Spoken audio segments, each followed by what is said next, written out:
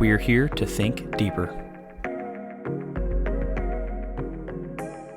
Where he said, we've gone from once saved, always saved to once saved, barely saved. And it's the idea, that, how much do we rely on God's grace? You hear people say, well, I just hope I've done enough. I hope my good deeds outweigh my bad deeds. And this is even coming from people within the church, baptized believers who seem to not really have a proper understanding of grace. The idea that you step kind of in and out of salvation. Maybe you're saved 1 minute, but then you've done a lot of bad things the last week. So you better get on your knees and ask for forgiveness. Otherwise, you're not going to be saved. We don't understand grace properly. And, throughout the New Testament, of course, there is a balance. We can't rely on, well, God's got me covered. I can do whatever I want to do. Right. That's one end of the spectrum, with the other end being, well, I've got to do everything in my power to work my way to salvation. I've got to make sure and repent of this specific sin. And I got to ask for forgiveness for this specific sin. And, again, just the idea of once saved, barely saved. And so we want to talk about grace today. We want to talk about what is the balance. How do we as Christians find assurance? That's what we were talking about with it was the death podcast. We don't have assurance a lot of times. We don't have peace because we don't have a proper understanding of grace. And so I want to kick it to the two guys that have been in ministry longer than I have. And I want to get maybe some of y'all's experiences, the things that y'all, maybe interactions you've had with individuals who have this mindset. Again, well, I just hope I've done enough. So we'll start with Jack.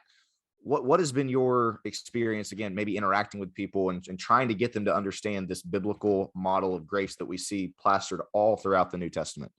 So I'm going to use two illustrations. One is people seem to have this view that salvation is like this certificate from God that he gives you, when you're baptized, he puts that certificate in your hands. Hey, you're saved. Or it's like a diploma. Yeah. Or like a robe that he puts over you, that, okay, this is you're a Christian. Now you're saved.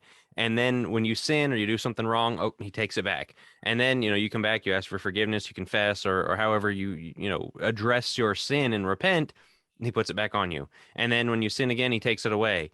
And you're just constantly in and out of grace. And you're kind of hoping, boy, I hope I don't die at the wrong time, or just I'm going to keep trying to do good, enough good.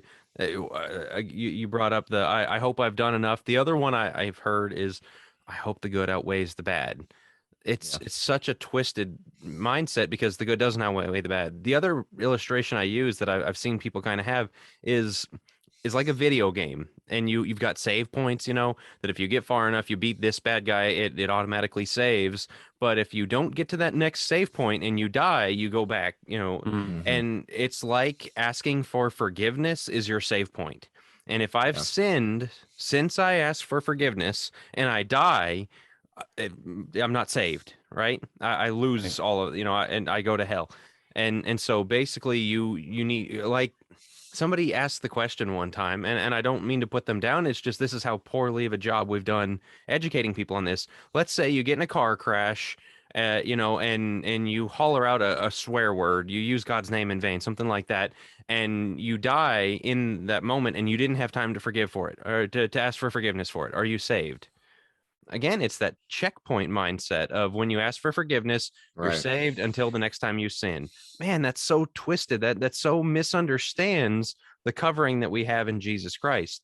And so we're going to get into some of the scriptures, Romans 6, Hebrews 10, that show us the difference between when somebody really does walk away versus stumble.